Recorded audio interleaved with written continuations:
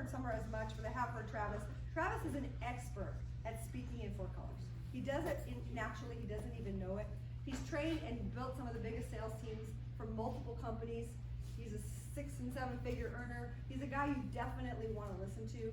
Him and his wife took the time away from their 6 kids to be here with us to help us grow our businesses. So not only do we appreciate it, but we want to show him the respect and the love that he deserves. So can you guys all help me give him a really awesome welcome?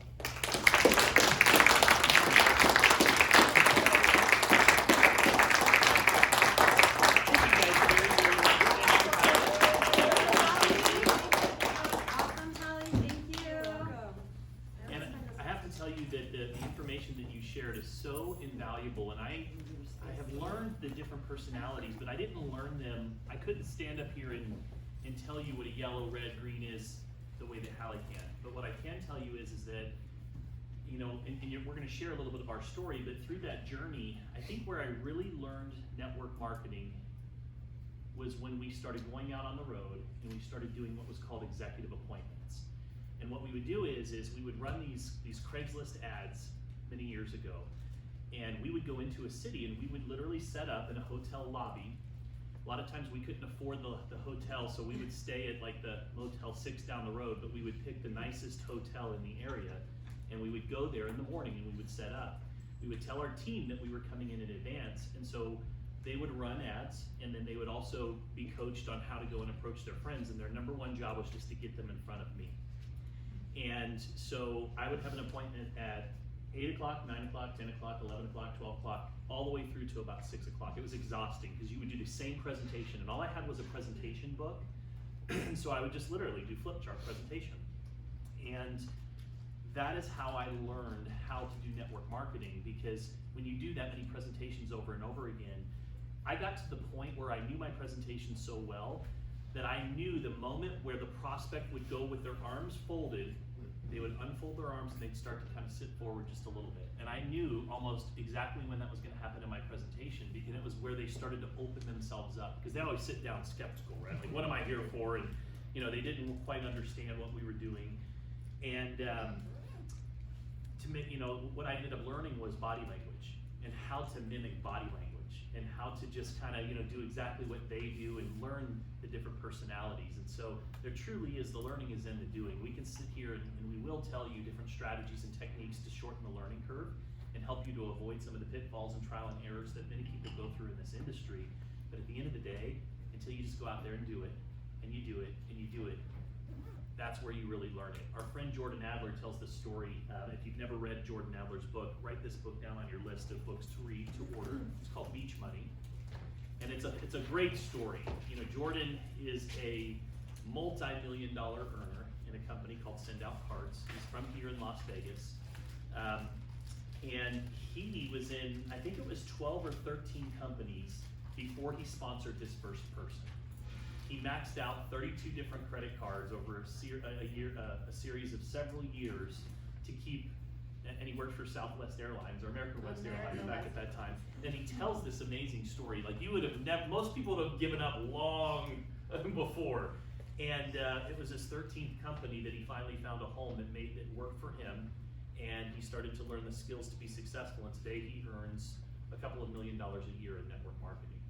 And so he tells the story of Beach Money. But the story that he shares, and I wanted to relate to what we're talking about, is he says he wanted to become a helicopter pilot. This is something that was always been a goal of his. And so he decides to go out and just start taking lessons one day.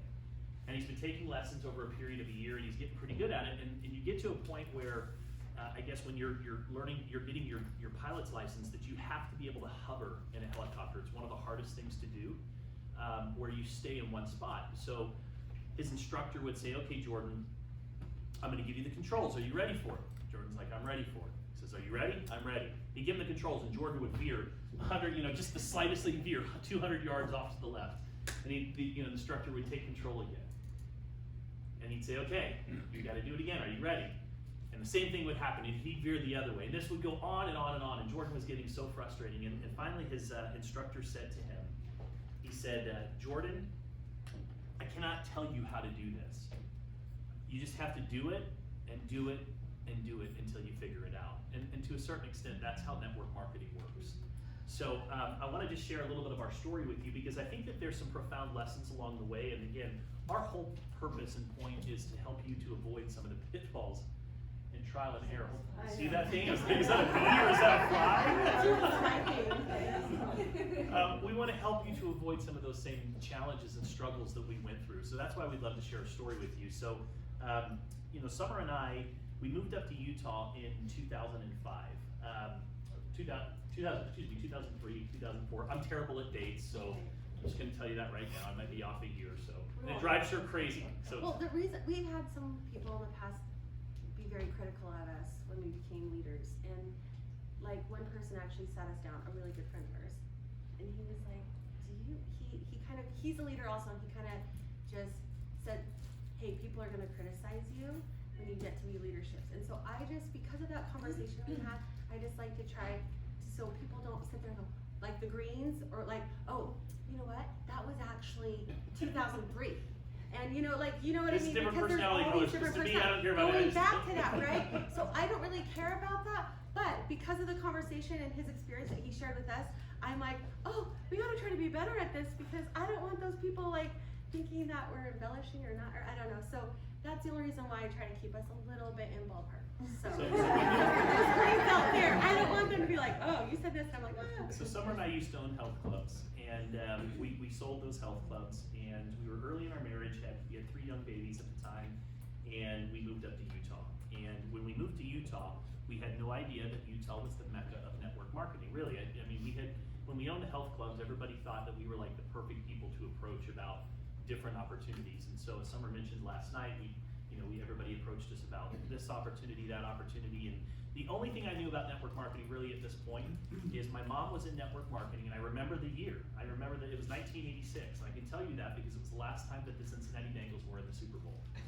And so, 1986, and a guy by the name of Ickey Woods was playing on their football team, and Boomer Esiason, some of you guys remember, they were playing the San Francisco 49ers, and I'm from Ohio, so this was a big deal for us, and we had a Super Bowl party, and we're playing pool. We had a pool table in our home, and we always played pool at these parties. And my mom came out at halftime with a basket full of deodorant and toothpaste and shampoo, and she starts kind of walking around talking to people about it. And I remember walking up to my dad and said, "What's she doing? I mean, what the heck?" and he goes, "She's doing network marketing, son." And I'm like, "Note to self, don't ever do that." And that was literally like the only thing about network marketing. So I thought it was like this taboo, weird thing people do, pyramid scheme, whatever, So we moved to Utah, and I remember even when we first drove in, I-15 corridor, if you've ever driven from kind of up through Vegas and up to Utah, as you start to come into the Provo area, you see there's this huge building that's got a shell on the side of it, and it's the old, that's Modere today, but it was New Ways back in the day, and it kind of sets the stage, and then as you start driving through, you're like, what's Zija? What's, Noni? What's Zango? What's all these funny names? That's the other thing. Network marketing can't just come up with a normal name all the time. It's all these funny names. So we move in, and we get into our neighborhood, and we start getting invitations to go to people's homes, and we thought people were friendly. Man, the friendliest people here in Utah. And they would literally pull up whiteboards and start drawing bubbles on a board at the end of dinner, and that's how we were introduced to network marketing. We started another traditional business in the lead generation space, and so we started building another traditional business, and I'd go to the office every day, and we had a friend of ours that was a neighbor that I really respected, and it's one of the first lessons I want to share. I really looked up to him. I admire him, still do. He's a good friend of mine, and he was quite successful in his traditional business. And he told me about this new company that was launching. The company was called Agile, if some of you might remember the old days, back in 2005. And he told me that he didn't know that much about network marketing, but what he did know is that if you can get involved in the beginning stages with a company that has all of the signs of becoming one of the next giants in the industry, there's a lot of money that can be made. And he says, we really ought to go take a look at this opportunity. And I was kind of taken back. I think if I even remember, I was like, Steve's getting involved in a network marketing company, right? I mean, it was kind of an odd thing. Well, especially considering that he was an airplane parts broker, and he would fly over to Asia. I don't know the exact details, but he was always gone to Asia, come back. He lived in this beautiful house on the golf course, on the lake, amazing. He had like this perfect family. They always were going and doing fun stuff. So we both just thought it was kind of odd from our preconceived notions of what we thought network marketing was. We were like, why is he doing that? Like, he doesn't need to do that. We were like, is business not good or something? We didn't understand. So that's why we did think it was odd. And when you came home, we kind of had that conversation like, what's Steve doing? Is he in trouble? Like, what's going on? He seems to be doing fine. But here's the lesson in this. I listened because I respected Steve. I listened because he was the type of person that I had respect for. He had credibility. You know, with credibility, you have solvency. Without it, you're bankrupt. And so the first thing that I could tell you is be the type of person that if you call someone and say, hey, I've got something worth taking a look at, that they'll take you serious.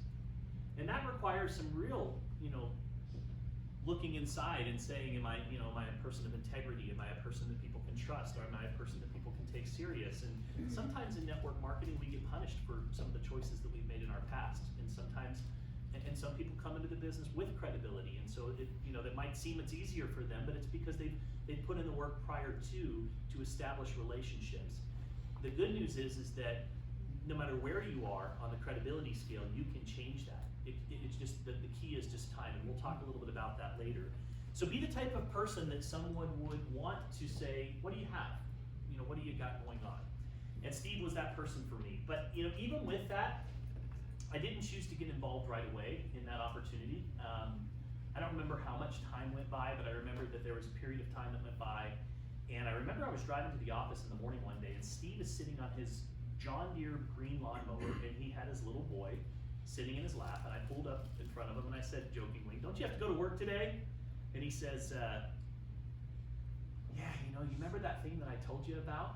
And I said, yeah. I says, because it's going really, really well. I says, well, how well is it going?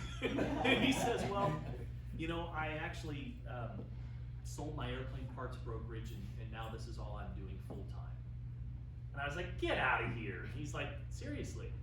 And he's like, man, I'm telling you, you really should come take a look at this. And if I recall, I think he invited me to go golf, right? He asked me to go golfing with him. And I thought, at the very least, I'll get a free golf game out of this. I was still kind of like, but I remember thinking all the way to the office, man, maybe that was an opportunity that I should have looked at.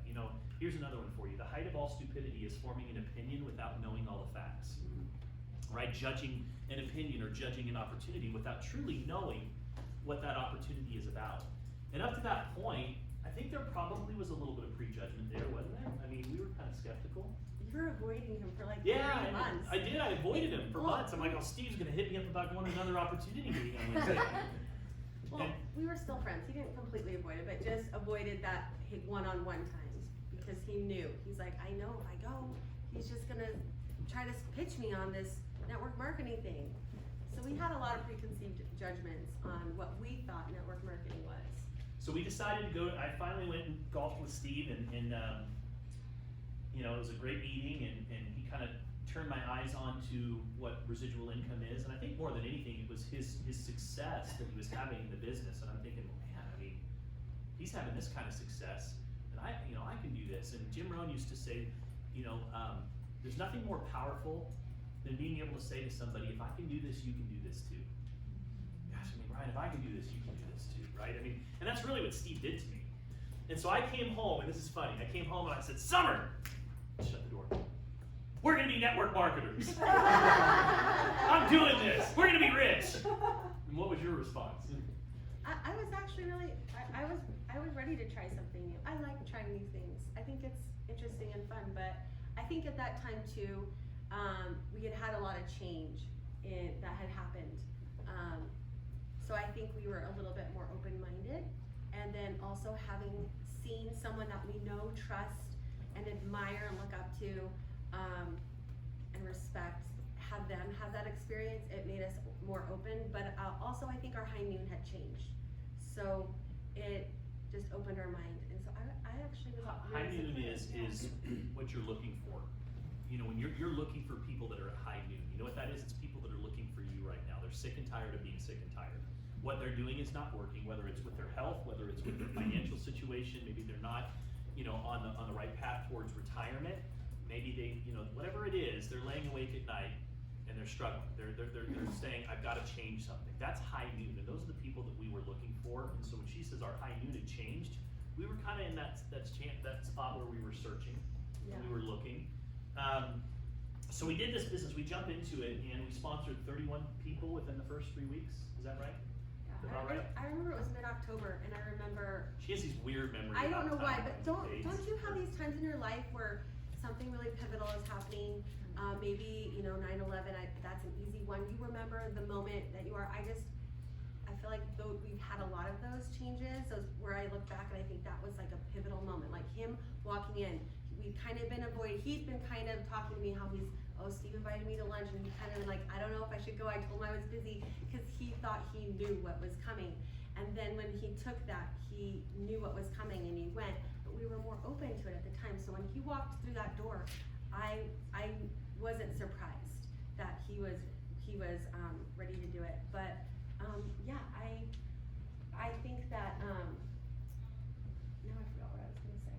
No, it's okay. I did that thing we were talking about. I think that the thing was, I was envious of Steve because I had a business, and I had overhead, and I had employees, and I had, to go to the office every day and leave my children and my family every day, and I was stressed to the max. Like, if you've ever owned a business and you have to meet payroll every 2 weeks, you want time to fly by, just start a business and get employees with overhead every 2 weeks. Because it seems like every 2 weeks, payroll's here again already. Am I right, Shasta? You know exactly what I'm talking about.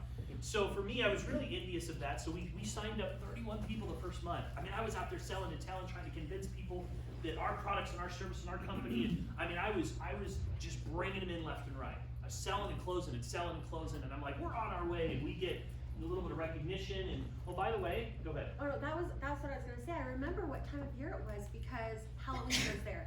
And when you have little kids, I don't know how many of you have little children or grandkids, but Halloween's kind of a big deal. They start talking about what they're gonna wear like as soon as school starts, planning their costumes and stuff.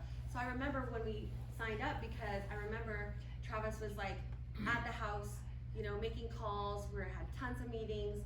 And then I was taking the kids out to go trick-or-treating with another one of my friends, and the boys were kind of there Halloween, make end of month, the red zone, getting everything in. So that's kind of one of those things where I remembered, like, sometimes you have to show up and you have to do the work and you have to take the weekends on when you're getting started, and you have to kind of sacrifice temporarily some things to be able to hit your goals so that you can move forward. It's definitely work, but I remember that because I remember thinking, you know what, this is just temporary. I'm taking the kids out, we took pictures, we showed Dad our costumes, and we went out, and when we came back, I think you were on the phones up until midnight that night. Well, we were, and we were really launching this business, and one other thing that I failed to mention was things were pretty tight then because we had just started this other business, had put a lot of money into it, and so I was embarrassed to tell Steve I didn't have the money to get started, and so I avoided him for a few days, and Steve actually showed up on my doorstep. It was a Sunday night with an envelope with $1,000 and said, hey, listen, I believe in you, here's $1,000, and I know you'll pay me back when you get this thing going. And he knew that I couldn't afford, or that we couldn't afford to get started in that business, and so I borrowed $1,000 to start our first network marketing company. And in a matter of 2 weeks that went by, we had earned enough money to be able to pay Steve back, and I gave him his full money back. So I believe that when there is a will, there is a way. If somebody wants it bad enough, they'll find a way. That's why when somebody says, I just can't afford this, my mindset really automatically goes to, you can't afford not to. There's always a way, right? Whether it's a garage sale, whether it's borrowing money, you'll figure it out, you'll find a way. And so we went out, we put 31 people into the business, we got it off to a great start. I was still going to my job full time. This is important. Jim Rohn says you go to work full time to pay your bills, you work part time on building your fortune, right? A lot of people, too many people quit and just go right into network marketing right up front, and you don't realize that it does take some time to build it up, and there's instability, especially in that first year. You might have a great month, and then all of a sudden your check goes plummeting the next month, and if you don't have a good amount of savings, you got to be real careful with that, because for us, I still had to bring in some income from our traditional business. I kind of joke now and I say that our network marketing business was Summer's shoe money, because I had a traditional business that paid the bills. That was a little bit of extra money that was coming in. But I remember about 3-4 months in, I remember looking at our back office and nobody was active in our business. And it was the most deflating and defeating feeling that I had had because I put so much effort into putting all these people into the business. And this was a very valuable lesson for me. I went and I actually met with a mentor, and he actually said, Travis, you need to get out of your own way. He says, what do you mean? He says, it's not what works that matters, it's what duplicates that matters. You're not duplicatable. What you are doing is not duplicatable. You're going out there and using your sales ability to be able to sell and close people into the business, and you don't have any problem doing it. The problem is everybody that you bring in can't do what you do. And so you're leaving a whole bunch of dead bodies in your wake. That's what he said. And I remember thinking about that and thinking, that's true. So it's not what works, it's what duplicates. And we see it all the time in this profession, in this industry, in our business, in our teams even. People that come in like shooting stars that'll go put 20, 30 people into the business, and then 30, 60, 90 days later, they're just gone. Or 6 months later, they're launching a new deal because they think that the deal, there's something wrong with the deal, and it's not that. It's that they weren't following a simple duplicatable system. You know, just write this down. Success in network marketing looks like duplication. That's what it looks like. Success in network marketing looks like duplication. Duplication comes from simplicity. Success in network marketing looks like duplication. Duplication comes from simplicity. And I had a really hard time with this. I struggled with this because I was brought up in sales and selling things since I was little, and you know, gym memberships, that's all you do. And so I was a salesperson, so I really struggled with that. So I had to learn to get out of my own way, and we actually, and by the way, our upline, not Steve, but his upline, go up, was a guy by the name of Eric Worre. So we had Eric Worre as our upline before Eric Worre became Eric Worre. And I remember going to one of Eric Worre's Super Saturdays. There was about 15 people there in Arizona. And I went and I don't even golf, and I was wearing this golf jacket because we lived near on a golf course. And Eric called me golfer guy for like 5 years after this. I don't even golf. But he's just like, hey, golfer guy, what do you think? And I'm like, so, but he taught the 8 steps to contacting and inviting at that meeting. What is now Go Pro, the book Go Pro. If you've never read Go Pro and you're just getting started in network marketing, that should be your Bible. That should be your Bible. You need to read that, memorize it, get those 8 steps down. We'll talk about them briefly a little later on today. But he taught me the 8 steps to contacting and inviting, and he taught me to get out of my own way and not make it about you. There's another great book I love. It's called It's Not About You by John David Mann, I think it is, or David Berg. And so we started, you know, we kind of backed away from that opportunity eventually because it just it didn't happen for us, right? Well, I think, yeah, we let it go. It was like what Travis said, it was the extra money. Our brick and mortar business started doing really well. We just stopped kind of going, stopped plugging in. It just kind of happened overnight. And this is where I think like it's so important to keep your testimony on fire. You go to church every Sunday to be reminded and kind of get centered about, you know, your testimony and have other people feed off other people's testimony and learn. And I feel like it's so important, no matter where you are in the business, whether you're a veteran or a beginner, you have to keep that fire lit, because eventually you'll look back one day and you'll be like, how did I end up here? And you're not on any calls anymore. You're not on any of the trainings anymore.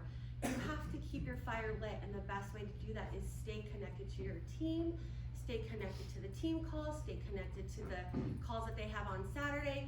And you know, every once in a while life gets in the way, you might miss one, but don't let it go too long before you get back on the next one, because eventually that's what happened. I look back and I think we would have stayed in our seat if we would have just held on and stayed a little longer, where we could have been in that, but it just kind of fizzled out. And when I look back, I see it's because our other business, which we had to have, and most people have another job, it was just took off so well, we kind of in our mind thought, oh, we don't need that side thing anymore.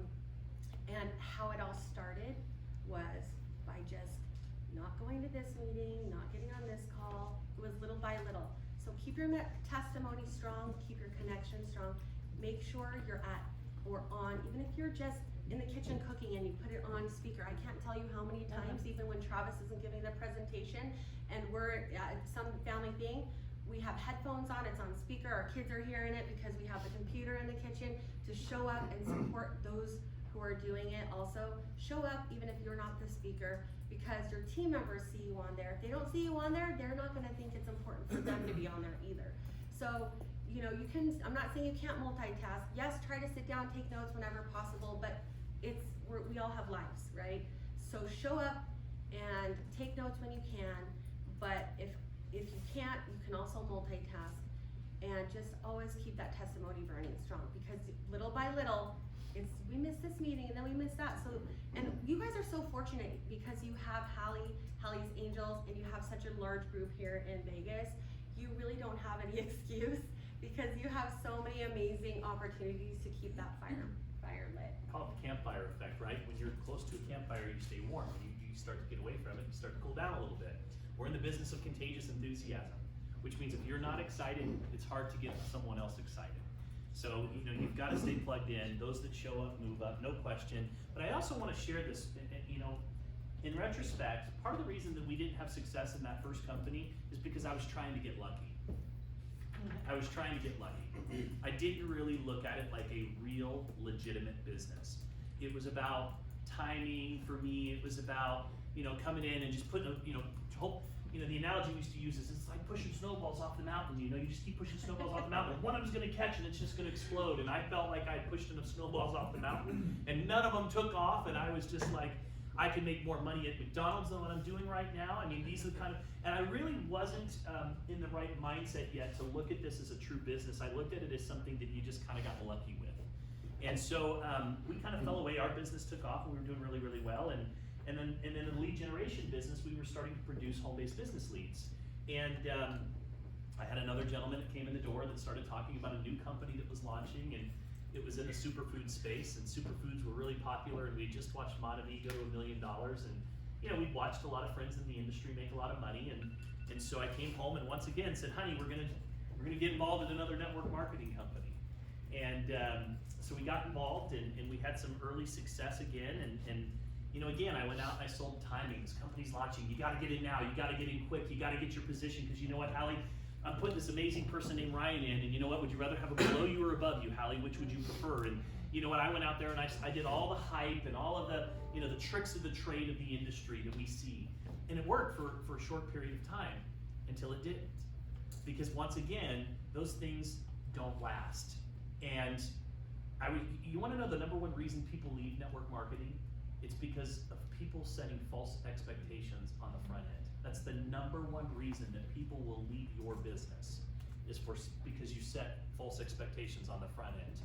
So once again, I was out there selling and telling and trying to convince people our products were better than everybody else's. I mean, I was so proud to get in front of a whiteboard and dissect our comp plan and tell you why our comp plan was better than your comp plan, and how our ORAC score was higher than your ORAC score, and all of these things. I mean, that was, and I, you know, we hyped it up, and we had a little bit of success, and the company even, you know, we had a little article done in Business for Home, and they sent photographers to come out, took pictures of us, and we had this Hummer, and it was wrapped. It was like, people knew I was coming a mile away. The whole thing was wrapped with a big juice bottle up the side of it, you know. We seriously, like, you knew what we were doing. So, you know, it was like we had made it, right? I mean, these people were coming and taking our pictures, and Summer's out there in her heels on, you know, pretending to golf on a golf thing, and some of these pictures are still on my wall today. But it was awesome. So I share that with you because it kind of. So here's what happens. So we start making some money in this company called XFuse, and things are, you know, starting to go fairly well, and then all of us, and my primary business was still how I paid the bills. So life was pretty good at this point. Primary business was how we paid the bills, and my primary income came from providing leads in the mortgage industry. We were taking some money and we started investing in different real estate and buying some land, and buy a lot for $130, and 60 days later it was worth $180, you know, back in the 2007, 2008 time frame. And I'm like, man, this is awesome. Life is great. And then somebody started talking about subprime loans not performing well on Wall Street. And all of a sudden, all of our brokers, we had all these accounts across the country, just stopped buying leads all at one time. And they kind of froze. And we had, you know, just started building homes, and we had several homes that we were building, and all of our money was tied into these homes. And then all of a sudden the values kind of stopped going up, and the banks started calling pulling back these home equity loans that they gave us, and then telling us, hey, if you don't finish these homes on your dime, we're going to foreclose anyways. And it was just a disaster. And we had all this money tied up in these homes, and so our thought was we can't let that money go. So for the next year, we just kept making mortgage payments on all these homes that nobody was in because we didn't want to let them go. So some of you guys know the story. You're shaking your heads. So to make a long story short, we just lost everything. I mean, we lost everything. It was one of the most humbling experiences I think that we've ever went through. I mean, I remember calling my mom and saying, I'm a 30-year-old man at this point, young children, for 10 years for the most part, whatever we had touched had done very, very well as an entrepreneur. And I remember having to call my mom and saying, hey Mom, we have no food in the home. Will you order me a pizza and send it to me? She lived in Arizona. Of course, my mom did it in a heartbeat because that's the kind of mom she was. I remember when our electric got shut off, or gas in the middle of winter, and we could not afford. What's the deal if you get your electric or gas shut off? Then they want you to pay a deposit plus an extra payment on top of it. It's like I couldn't afford the payment in the first place. Now you want me to pay 2 payments and a deposit? Am I that much of a flight risk? Seriously? Then they can't come out for a week. Yes. Right? Oh, I know. Yeah, well, don't cut that lock. Been there before. Seriously, you're going to jail. That's a big problem. Listen, so we just want you to know we're real, right? Because we've been through all of this. And so literally, gas gets shut off. So what do? It's middle of the winter in Utah. So we get all of the little ones and we bring them into our room and we get all these sleeping bags and we pretend that we're camping and having a sleeping bag fun deal. And the reality was we're just trying to keep our kids warm at night because we couldn't afford to pay our electric and gas bill. That's where we were. And so I had not, go ahead. Well, I just don't want to gloss over this because I feel like there's a couple lessons. It was August 8th, 2008. I remember because I was getting my nails done and I went to go pay and the card didn't go through, so I called Travis and I was like, hey, and we were on our way to, actually it was the 7th because we were going to be in Vegas. Because I don't know if you're here from Vegas, you people know, August 8th, 2008, I don't know what the deal was, if it was Chinese numbers or what, but there was all this like supposedly lucky stuff that was going to be happening in Vegas. We had the idea, someone told us to go to Vegas, so we did, but it was like, that was like the beginning of the downfall for us with our business, our brick and mortar business. But we had this little side thing that we had been doing, and thankfully because of the whole Agile thing with our neighbor Steve, and we saw how he ended up being a diamond and going on all these trips into Hawaii, we were like, why did we just not stay in our seat? We would have been there with him, we learned our lesson. Then when we started with the juice bottle and the Hummer and all that stuff, thankfully we had been more dedicated and plugged in more, stayed by the campfire. We had this little side business that was giving us $3,500 a month. Just to give you an idea, and I think this is important, bringing it up, not bragging, but we lived in a $1.2 million house on the golf course. We had another house being built. We drove a Hummer, plus we had, I don't remember what other cars we had at the time. People looking at us would have never thought that we were in trouble. People looking at us would have been like, oh, they don't need network marketing. They don't need that. Look at what they're fine. They would have prejudged us thinking that maybe they wouldn't even given us the opportunity to look at their opportunity because of what they preconceived that but we were not able to pay our bills. When you have something like that dramatically go down, you're still stuck with the same car payment, you're still stuck with the same house payment. It's not like you can move out of it or go, you're broke, you're stuck. So it was a really humbling experience for us, but I'm so grateful because this was a huge, this was the pivotal point in our career where it forced us to, so the August 8th situation, and I called him and he's like, we have no money. We literally had not but 5 cents, maybe. We started looking through the couch for all of our quarters. It was bad. And that was in August. And then September, Labor Day weekend, because we told our upline that we would host a barbecue on that Monday. It was for Labor Day? I always get those. What's on September? Anyways, so we were gonna host it on that Monday. So we had all these team members over. Everyone was a potluck. It was raining, super fun. Anyways, later on that week, Travis ends up breaking his knee. Into 5 pieces. Yep, it was horrible. We had no job. no, I mean, just a small little side business. We were living in this house that was super expensive to upkeep, jeopardy of having our electric and our gas, everything shut off. It wasn't quite shut off. We had no insurance. What were we gonna do? It took us a week, 7 days to find someone who could actually say, a doctor that could say, I can heal that. We went to several doctors. They're like, ugh, this is so bad. I don't think I can fix this. And we're like, oh my gosh, Travis was on crutches. It was horrible. I mean, it was the worst kind of break ever. I will tell what happened just for anybody who is interested, but he severed the tendon, shattered his patella, which is the bone, and he tore off every single muscle that was holding this They part said of your leg they to said I this. wouldn't walk without And it a had surgery. yes, it was horrible. Fell He into a window well well. with rocks. Oh, wow. Yeah. Window well with rocks. I If you have fell into it. basements, there's I was like a running window and didn't well. see it. Oh. It was at night in Oh my in God. Utah. They did these big window wells for the basements. I didn't know it was there. And it's running full speed. The ground disappeared. So when I'm telling you all this, first lesson is don't prejudge whoever. Always ask anybody on your list, no matter what you think. If you think that they're rolling in it or not, ask everyone. Don't prejudge. Second of all, you know, those challenging times that you have in your life that you're like, I don't even see a way out. What are we gonna do? How are we gonna fix this? I don't know if any of you've ever been there, and you literally don't know what you're gonna do or how you're gonna get out of it. Those are opportunities. Those are like the silver lining in a cloud sometimes, that you just have to look for that silver lining that can have this huge impact on changing the direction of your life. And we were very prayerful, but basically he had that surgery. He wasn't able to walk. I couldn't leave him. We had a 2-story house. I had to carry him up on my back. It was so crazy just to get him up to the bed. Don't ever say. It literally. Don't ever say to yourself, it can't get any worse. It can. Don't ever say that. Okay, don't ever say that. Trust me. You know, because we You got. want me to tell about the 3-legged dog? Yeah. So I'll Okay. So basically, he was healing and on the road. So 7 days later, we had a friend. He actually is a sales rep for replacement parts. What are those called? Prosthetics. And he had been gone. He comes back. He's like, "What? Why didn't you call me?" He lived down the street. He's like, "I have the best surgeon. He'll take you. I have the best relationship with him. He's awesome. He gets us in. He fixes it. He actually trusts us because of our friend to not take insurance. We did pay him off.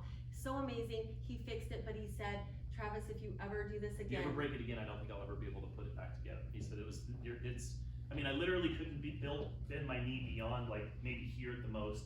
He said, you'll probably have to walk. If you break it again, I'll have to remove the kneecap completely. You lose about 80% of your strength in your knee. And you'll walk with a cane for the rest of your life. So fast forward 8 weeks later, I go to a in-home training for one of our distributors, new distributors that just got started. We happen to be our kindergarten teacher and a neighbor, right? Yes, and by the way, it was a Monday again. Friday, he just got his cast off. Friday, he just got his cast off. He just got the okay.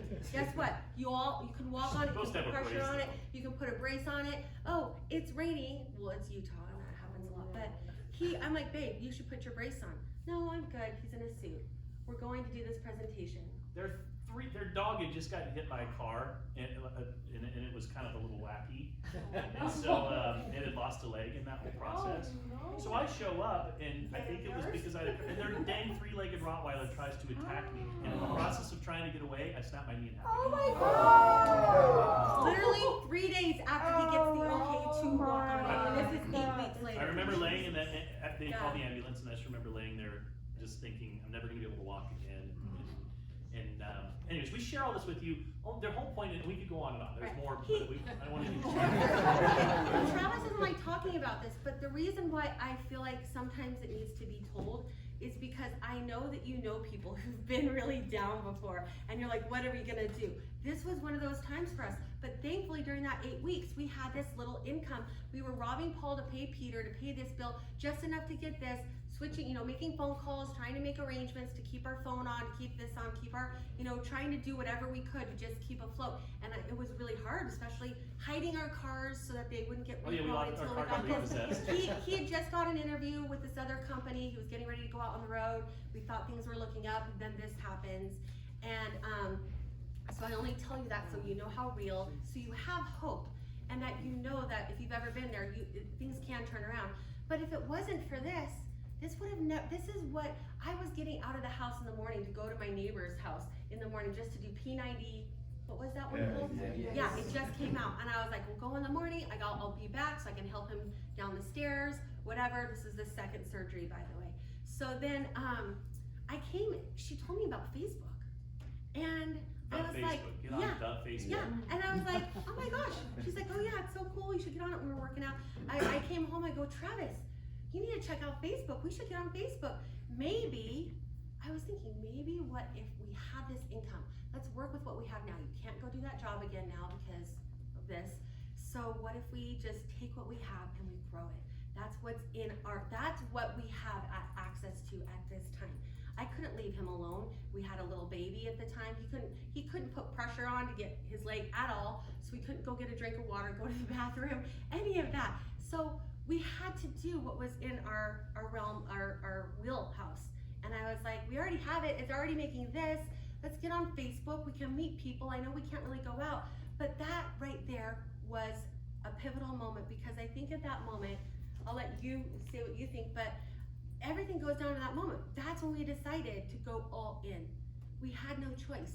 We had to. We were going to be able to provide for our family at this time, and I didn't even try to think about how far out this would last or whatever. I just knew, what do we need to do right now? And how can we talk to people? How can we meet people? What can we do in this situation?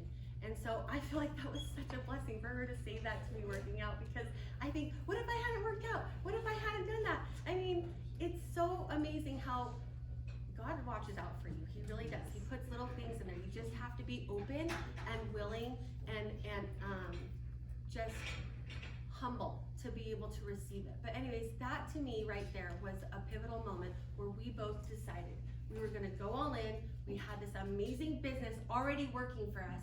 And even though it wasn't making the nut that we needed for our overall, it was still keeping us afloat. And so that little side hustle actually became one of the biggest blessings in our life. I try not to get emotional about it, actually, because the worst time in our life became the best thing that ever happened to us. And I know that some of you can relate. You know, we said last night that sometimes you go through challenges in life to push you down a different path to where you're supposed to be. And that's essentially what happened to us. And up to that point, we had not looked at network marketing like a real business. And at that point, we made the decision we were going to go all in. But there's a very important lesson here. Even with that decision, I still had to provide for my family. And so I actually took a job. I took a job on a sales floor. I hated it. I went to the office. I've been an entrepreneur my entire adult life. So I got a job because I heard some friends were making some decent money selling coaching. Started working for a lady named Laura Langmeyer. Wrote a book called Millionaire Maker. Thought, this was a good environment to be in. And so I would go into this cubicle and I hung the little Business for Home article that they had done about us with all of our kids standing on the Hummer. And I hung it on my cubicle wall, and I would stare at it every day while I would make 200 phone calls a day. And it was my drive to just kind of motivate me to get to a point where I was back in that situation again financially, but also that I just didn't have to be at this job that I hated. And I did what I had to do to provide for my family. And I share this with you because sometimes you have to do that in network marketing when you're first getting your network marketing business off of the ground. You have to do what you have to do. And the only time that we could do the business was in the evenings or on the weekends. So yeah, we had to take the weekends on. I remember a mentor once said to me, he says, Travis, he says, we couldn't get our business. We were kind of struggling. We really wanted to get it to the next notch. And I go to him and I say, oh, wise one, tell me what I need to do to get my business to the next level. And he's like, you need to sell your boat. I'm like, what? What do you mean sell my boat? Like, I'm looking for strategies and tactics to grow our business. And he says, you need to sell your boat. I'm like, what does that even mean? He's like, Travis, the weekends are when people are home, when they're relaxed, when they have their guard down, when they have time to meet with you, and you're on your boat every weekend. And he said, so sometimes you have to give up to go up. It's called the law of sacrifice. If you want to sometimes you have to give up to go up.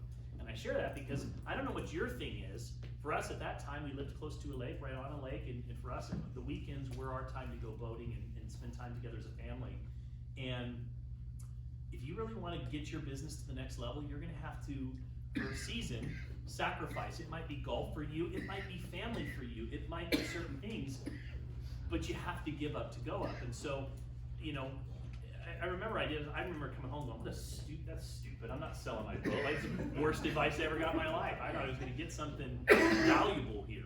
Well, especially because that boat also represented when he got back on his feet and you healed and business started doing better and he was still working at the sales floor and doing business. We thought, oh, we're doing good again now, you know, and I don't know if you ever have those like goals where you're like, when you achieve this, it means I'm here, right? And for us, one of those things was like our boat was like, we lived on a lake, everyone had a boat, so it wasn't just even about the boat, it was that thing that like, we rescued ourselves from not being able to pay our bills and having our car repoed, and now we have a boat and we have our car again and we're making our mortgage payment again. It was like for us, This guy's telling me to sell my boat. Yeah, I don't like, want to sell my boat, right? So I remember 6 months later, same conversation with him, still struggling. You know, my income, he says, what do I need to do? He says, you need to sell your boat. I'm like, what do you have against my boat? Like, it's not your boat. It's about what you're willing to give up for a season. And that was such a power, it made such an impact in my life. But I want you guys to know something, that decision that we made to go all in was so important. I really want you to hear this, because up to that point, I don't know if the hardest person that you will ever have to recruit is yourself. You have to recruit yourself first. Like, you really have to like go all in. I'm not saying you have to work 80 hours a week. It's not what I'm saying. It's not about time. It's about a decision. Up to that point, I looked at network marketing like it was just this thing that people did and possibly got lucky. It was like a side deal. And because my perspective was that it was a side gig, I always made a side income. And it wasn't until our circumstances changed and our situation changed that we had to make this work. It was that or losing everything else we had in our home that we finally said, you know what, we have to go all in. And when we made that decision, how do you know that you've truly made a decision? When you've taken action on that decision, right? That's how you know. And so we made the decision that we were gonna go all in, we were gonna do whatever it takes, and that included me going to a job for almost a year, it was 9-10 months, that I hated. I hated it, every bit of it. It was calling out of it was humiliating for me to go, and it was this cubicle and 200 calls a day. But you know what happened at that job? I had this guy who was he was the top leader on the sales floor, and he made like $500,000 a year, and he was really good. And I thought I was a pretty good salesperson until I went there. And they would teach you this script, and the script included asking a series of questions. We would call somebody that, they would buy Laurel's book, and Laurel Langmeyer's book, and then in the book it says you get a free coaching session. And so they would call in for this coaching session, and they would get to me, and really it was just asking questions, and selling them coaching, right?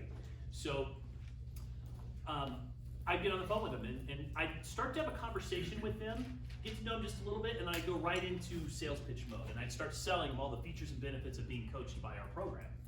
And this guy would walk over with a ruler. His name was Brandon Earl, and he would hit me with the ruler on my shoulder, and he'd say, stop selling and ask more questions. Stop selling and ask more questions. So I'm like, okay. So I'd ask a couple of questions, then go right back into my sales pitch again, and he'd walk over and he'd hit me. And he did this over and over and over again, and he did this so I got to the point where I could literally take somebody from the start of a conversation to them saying, yes, I need this, and I'm ready to sign up, with asking questions the entire way through. And I learned that all of a sudden, the number one way to navigate around people's initial skepticism is to ask questions instead of selling and telling and trying to convince people that your products and services are so much better than the rest.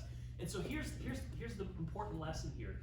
I spent 9 months on a sales floor doing what I hated. I did what I had to do to provide for my family while I was building my network marketing business, because I knew that it wasn't just gonna go to 10 grand a month plus to provide for my family in 30 to 60 days. It just doesn't work that way.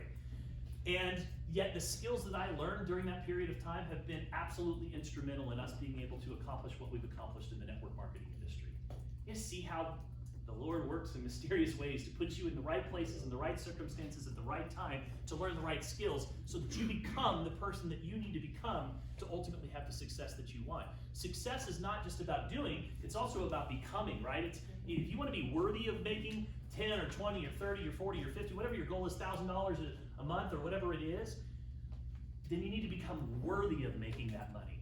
You need to become a person that is worthy to make $50,000 a month. It's based on the value that you bring to the marketplace, right? We get paid not on dollars per hour or dollars per day or dollars per week or dollars per month. We get paid based on the value that we bring to the table, and more importantly, the impact that we have on other people's lives. I said it last night, I said it a little bit wrong because I was kind of tired. Network marketing is not about the money. It's about who you become in the process and who you help along the way. The money is a byproduct of those two things. Network marketing is not about the money. We want money, we all want money, right? We need money. But truly, it's about who you become in the process and who you help along the way. And I'll throw it back to you in a second, but I want to finish this point.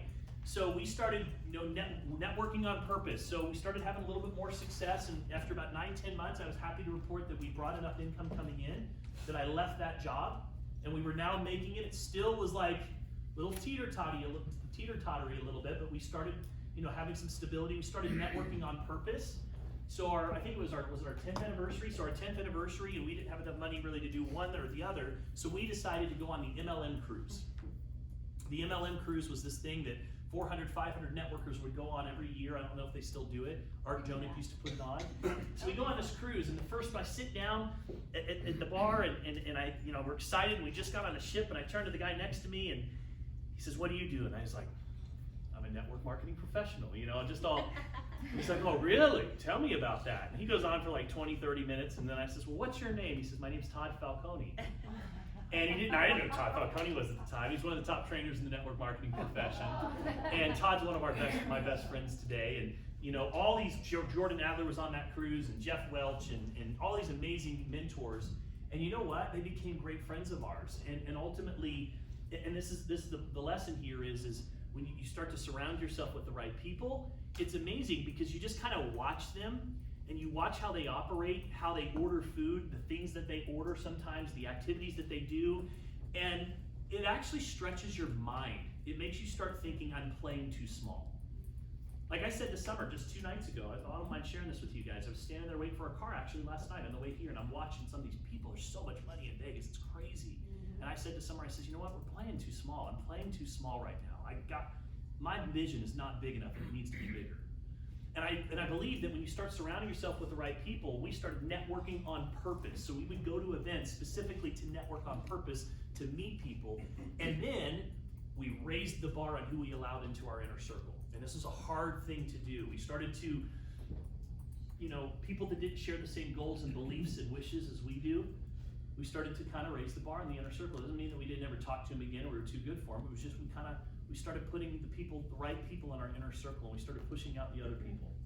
And as we started networking on purpose and going to these events, and we started having success, and then what happens is you have a little bit of success, you get recognized, and then you gain a little bit of credibility. And you have a little bit of success again, you might rank advance, you gain a little bit of credibility, and then you're invited to speak on a call. Never, by the way, if the leader invites you to speak on a call, never miss that opportunity. Because that is where you gain the credibility in the eyes of your peers, as people seeing you speak. If somebody says, "Will you share a testimonial?" Face that fear and go share it. All those little things. I remember when we were invited to speak on the national call because we were having success, and they invited us to share our story. And we got invited to go speak on a call, and it was Wednesday at 8 a.m. And she asked me on Sunday night if I would do it, and I did not sleep Sunday night, Monday night, or Tuesday night because I was so freaked out and scared to speak on a call on a Wednesday morning. And this is true, right? Yeah, it's true. This was like before webinars really. Yeah, this is before. Then like I did well on that. So you know what they said? Like a month later, the local leader in Provo says, "I got to go out of town. I can't host the local Wednesday meeting. Can you be the host this coming Wednesday?" And I went white. I was like, I got to speak in front of people? Like, are you kidding me? I was terrified. I literally, for a couple of days, was like, I am going to tell them I'm sick. I'm going to have to go out of town because somebody's dying. Like, I was that terrified. Was I not? Terrified. And so we go to this meeting. It starts at 7:30. We get there, I asked him, I said, "Well, are there going to be a lot of people there?" He says, "It's a small meeting. And, there'll probably be like 10, 15 people there." And in my mind, what I was thinking is, I could pull up a chair, and as long as I'm sitting and everybody's sitting around me, it's not like I'm standing and speaking. It's a different situation that way, and that's what I planned to do. So we showed up at 7 o'clock, and there was like 80 people there waiting already. I cannot even tell you the fear. I was terrified. I couldn't even get my mind straight of what I was going to say. I'm rehearsing everything in my mind. People are coming up, "Hey, Travis," I'm like, I have no idea. Like, seriously. So I take Summer and I'm like, "Honey, take this water and you have to sit in the front row, because my mouth would get so dry that I literally it was like I was talking with like cotton balls in my mouth, like, because that's what happens when I get nervous. And so I'm like, you gotta hold this water. So I go up, 7:32, this guy comes up and says, don't you think it's time that we get started? And I'm like, yep, let's do it. So everybody sits down and they get real quiet and they're all looking at you and I'm just like, oh. So I welcome everyone and then I can't talk. I can't even get to my welcome and I can't talk. So I go to just casually grab the water out of your hand and I go to take a drink and my hand is shaking and I spill it all over myself. But you know what, I did it. And I was like, and people came out and said I did a good job. And you know what? I gained a little bit more credibility because I accepted that opportunity, right? And so then I did it again and I was terrified, and then we maybe were invited to speak at a convention, and little by little, what happens is you just start to gain these little notches on your belt of credibility. And what happens is as you're doing this, and then we started going on the road and doing all these executive appointments and doing these presentations, and I started learning the true skill sets and nuances of being a professional. We would go to all of the major events so that we could just learn from all of these people. And what eventually happened is let's say that your leadership ability, John Maxwell calls this the leadership lid. So let's say that you had to rate your leadership ability on a 1 to a 10. Let's say that you're a 3, okay? 10 is like a Tony Robbins or somebody, or John Maxwell or somebody, Jim Rohn, right? That's a 10, right? So let's say that you rate your leadership ability. Let's say you're a 3 or a 4, whatever. I'm not saying you aren't. I'm just saying whatever that is. That means you're attracting probably 2s and 3s to your business. So how do you attract better people? You gotta become better, right? So I started reading. Guys, I don't read. The last book I read was something in school, and here I am reading the first book that it really drew me into leadership was 21 Irrefutable Laws of Leadership by John Maxwell. Fell in love with it. Fell in love with the constant pursuit of leadership, improving myself, growing myself, and just over time, and it's not like this magic thing that we did, it was just over time, we just gained a little bit more credibility, and people were, when I called people, they would listen a little bit more to what I had to say. All of my friends in high school made fun of me because I was doing these pyramid schemes. They made fun of me. What's funny is now every one of those friends that made fun of me has come to me at some point in the last few years and said, how do you live the life that you live? Please tell me what you do. But they all made fun of me, including my parents, including my father, not my mom, but my father, who is just, he's a corporate guy, this is the kind of guy he is. So we got to the point where Summer and I had hit the pinnacle of our career in network marketing. We've been featured in a couple #1 bestsellers. We've been millions of dollars in this industry. And my dad comes to me one day and he says, Travis, he says, man, that's just so awesome. We were like in this book and I was showing my mom, he's like, that's just so awesome. And he's just like, could you imagine what you could have accomplished if you just got a college degree? This is what my dad said. Now, I say that, and my dad's not a bad guy. He's just he meant it as old a compliment. school, but it was like a backhanded. And that's so I just want you to know that you're going to face ridicule. You're going to have people that will laugh at you. You're going to have rejection. You're going to have all of these things. But you will eventually have the last laugh if you just stick with it. And eventually people, and now my dad's like, I don't even understand what you do, but it's amazing how you take care of your family, and I don't get it, but it's awesome, and totally respects it now. I've earned his respect, whether he would say it or not. So well, I'm just gonna say, so a couple lessons through those stories is what Travis said is always take the opportunity to share your testimony at any meeting or any online webinar. Never say no. Don't turn it down, because he could have turned down that speaking gig easy. He could have come up. We had a big team at the time, local. Could have been so easy for him to say, hey, can you just do it with me? But he didn't. He faced his fear. A good example to me, because I hate speaking, but I've learned to face my fear. But you will never get better if you don't practice. And so I think it's also wise to remember when you are that leader, or if you are that leader right now and you're used to being the one to control everything and I like things a certain way, maybe you're really green, I don't know, different personalities, but allow your people to learn and grow underneath you as well by giving them opportunities. Even though it's scary to have not as much control over what's gonna happen, give them the opportunities to, do one part of the presentation. Hey, would you jump on and do this little part of the presentation? Maybe don't give them the whole thing, but allow the people on your team to grow and develop as leaders themselves. And the only way they're gonna be able to do that is if they're given the opportunity. Sometimes, you know, maybe you're not like me, but sometimes it's easy to let someone else do it if you know they're really good at it, and you're like, I don't need to do it. That's what happens with me and Travis a lot. I'll be like, you know what, I don't need to be there, so I'll always be at the meetings, but I mean, I don't need to be up there. He'll just take care of it, he'll do it, he'll say everything great, he'll say everything that needs to be said, he won't forget anything. If I do it, I might forget, whatever, I'm out of practice. So it's easy, but don't let the way of easiness keep you from challenging yourself. And if you're not that person to challenge yourself and you're a leader and you see the different personalities on your team, maybe, and they need a little nudge, be that leader that's going to nudge that person that you see has so much talent, they just need to be nudged because maybe they're not choosing to volunteer. Hey, I'll do that part. So allow those people, that's the greatest thing that I can see, because you know, you're a parent. What do you teach your children? You teach your children all the skill sets. You try to hope and instill in them morals and values. So what's the end goal? So they can grow up, leave the house, and be their own person and their own successful person. And so we need to do the same thing in network marketing.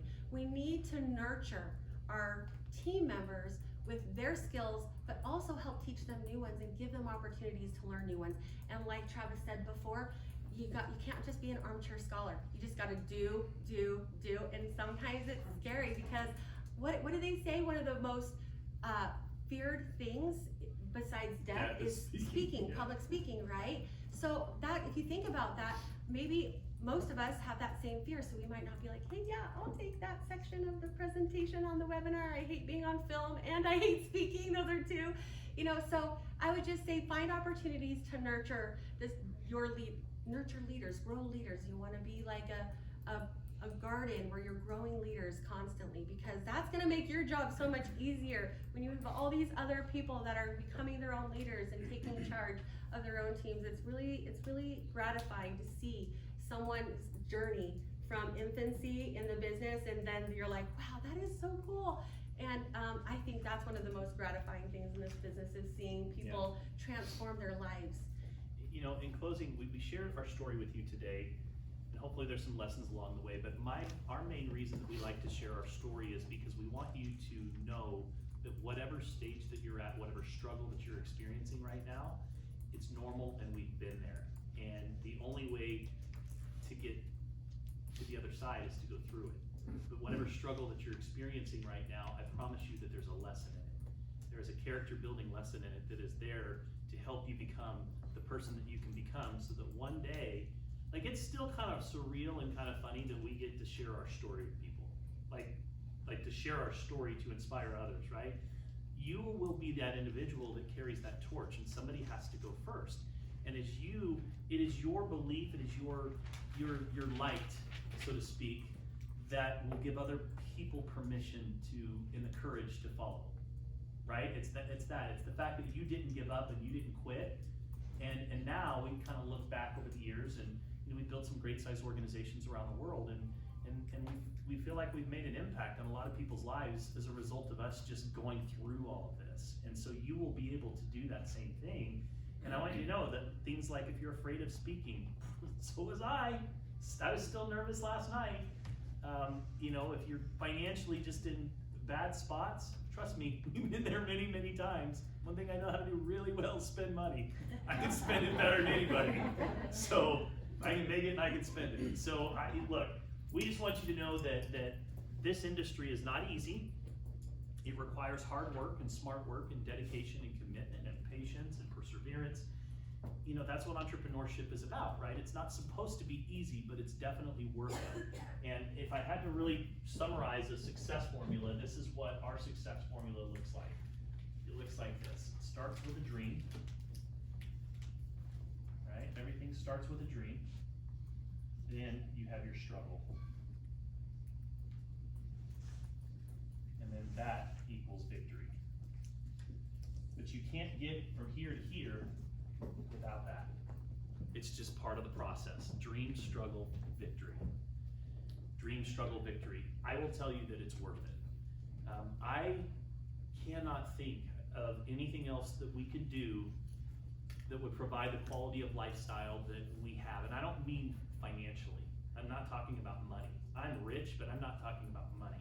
I'm rich because I have a family that I have been able to create amazing life experiences with. I'm rich because I have relationships that I treasure and they're relationships of trust that we've built over the years. Those are the things that make me rich.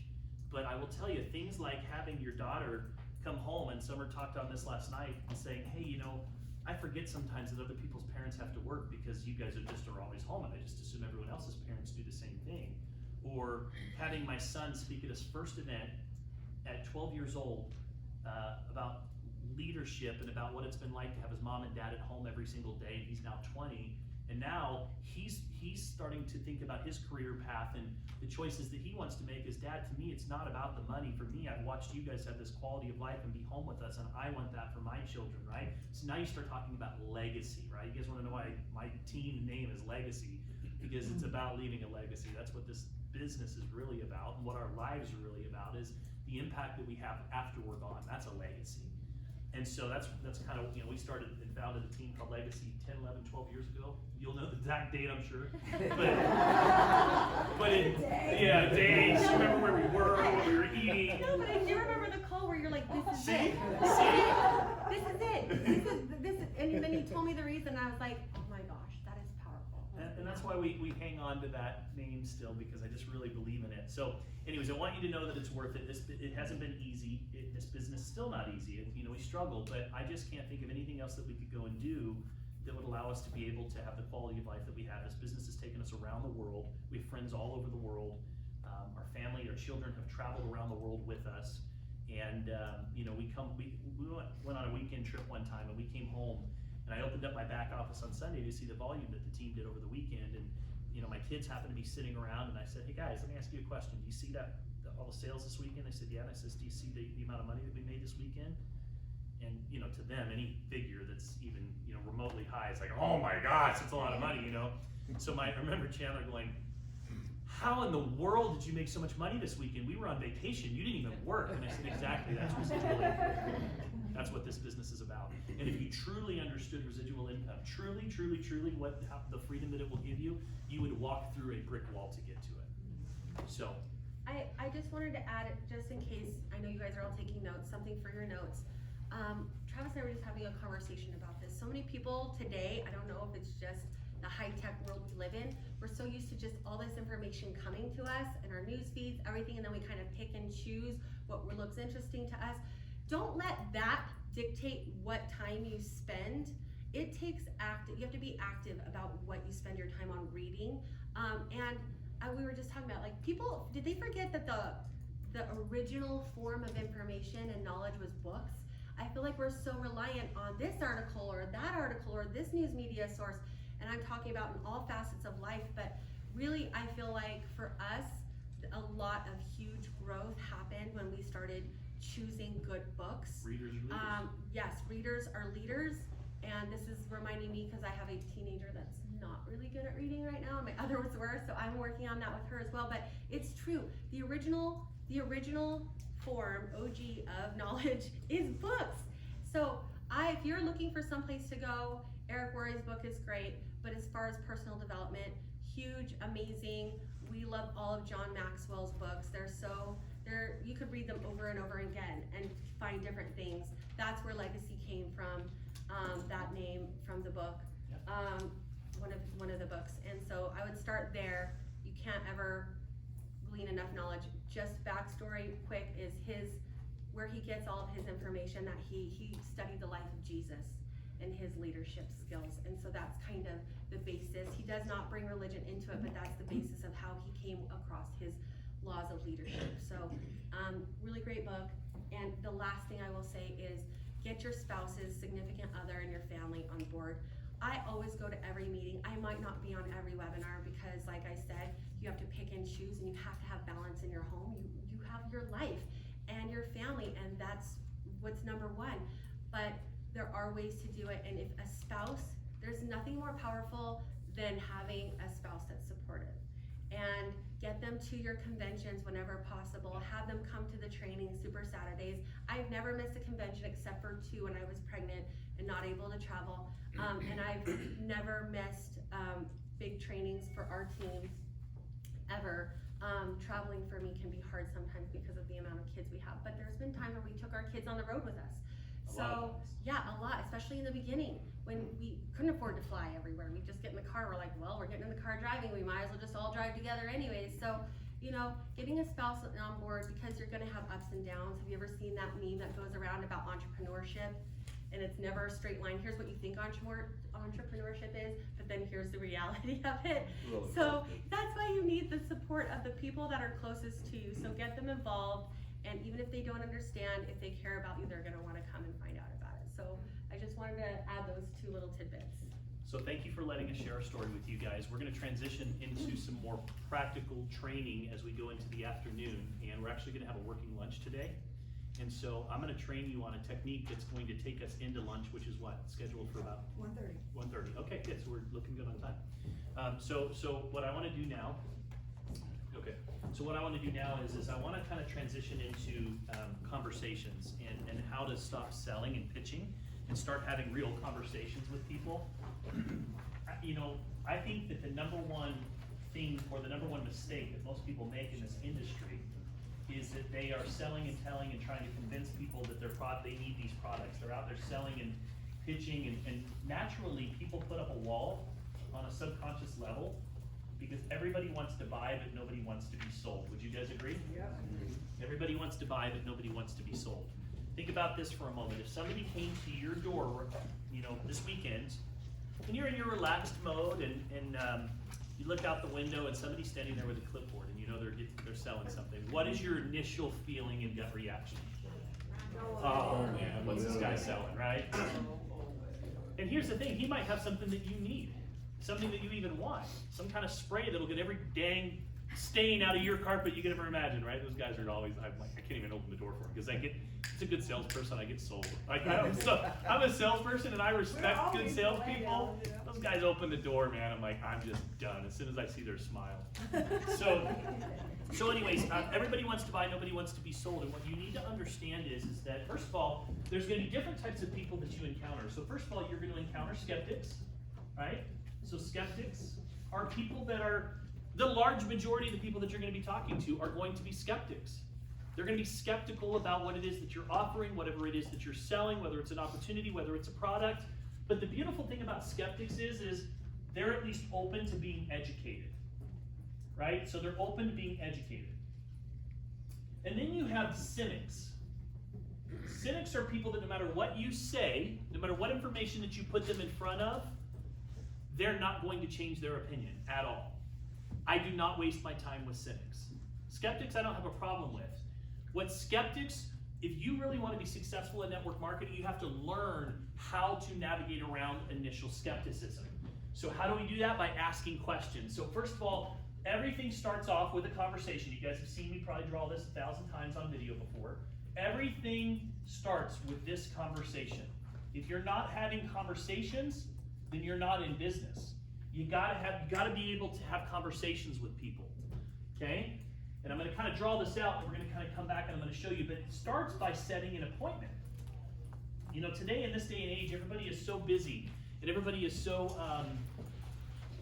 just on the run all the time, that it's difficult if you call someone to get them on a phone call. If you call 100 people right now, you probably get 10, 15 of them to pick up, maybe 20, right? It's just people are busy. So you've got to make sure that you make it a priority and set a time to have a conversation with someone. So the way that I like to do this is I like to do this by texting. So I'll give you an example, and I always use the same example. I texted my friend Pat, and Pat is a high school friend of mine. We, have stayed in touch a little bit over the years. We probably talk once or twice a year, more so now than we did for a while after high school, but maybe a few times a year we still chat. And I texted Pat, and all I said to Pat was, and I want you guys to write this down, I said, hey Pat, I have something important that I would like to discuss with you. So hey Pat, I have something important that I would like to discuss with you. Do you have some time? And it was a Monday, so I didn't say this week. If it was this weekend, I would say, do you have some time this week to connect for just a few minutes. So what I said to Pat was, hey Pat, do you have some time today or tomorrow to connect? I have something important that I would like to discuss with you. And I sent that text message off to Pat. So Pat responded and he said, sure, give me a call today at 2 o'clock. So I got my appointment book. I put his name into my appointment into my calendar. If it's not written down, it's not an appointment, right? So I wrote it into my calendar and I set that appointment. When I launched my business, and every Monday, if you followed me around, what I'm doing is filling my calendar for the week. And the easiest way to cover the most amount of ground and set appointments is to do exactly what I just did with Pat. That was an appointment. I had to set an appointment with him. We have a set time to conversation.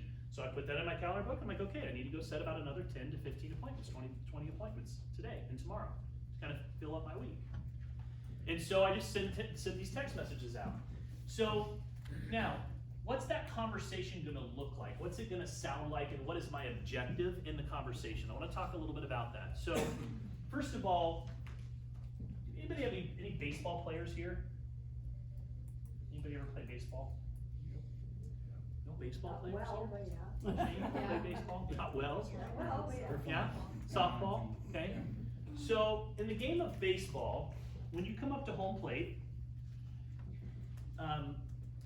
if your objective was to hit a home run every single time that you swung the bat, what would happen most of the time?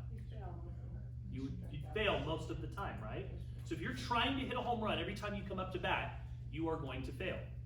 And that's what a lot of people in network marketing do is they tend to, this first conversation, here's what it sounds like. Hey, Hallie, listen, I just joined this business. It's called Uforia, and you know what? I'm so excited. It's got this product they test for 18 different SNPs, single nucleotide polymorphisms. And you know what? This company just launched. In fact, they're not just launched. They're in pre-launch. They are not just ground floor. They are in the basement, Hallie. And you know what? You've got to get in right now because this thing's going to take off. I got to tell you, this product made me feel so good. And you know what? I can sleep better. And you know what? I've got all this energy, and I'm telling you. And the person on the other end of the phone is going, oh my gosh, I can't talk to Hallie for like a month. I've got to avoid her calls, right? And that's literally what we do. The biggest mistake that we make is we give too much information up front.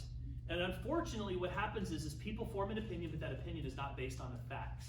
It's based on their perception, and their perception was formed very, very quickly because that skepticism clouded their judgment, because we've been trained our entire lives to resist opportunity because it's everywhere. We wake up in the morning, the alarm clock goes off, and we've got a DJ trying to sell, something to us in the morning. We were driving in the car in the morning, you hear advertisements, you get to work and your inbox is full of all kinds of people trying to sell you things, and you don't even realize it, but you just have tuned it out, and you just naturally, most people are skeptical. So it's not that your network marketing, people don't love network marketing, they hate network marketing. If you've got this opinion that everybody's just so, because it's network marketing, I'm gonna tell you something, that's you and your belief issue. That is your belief issue.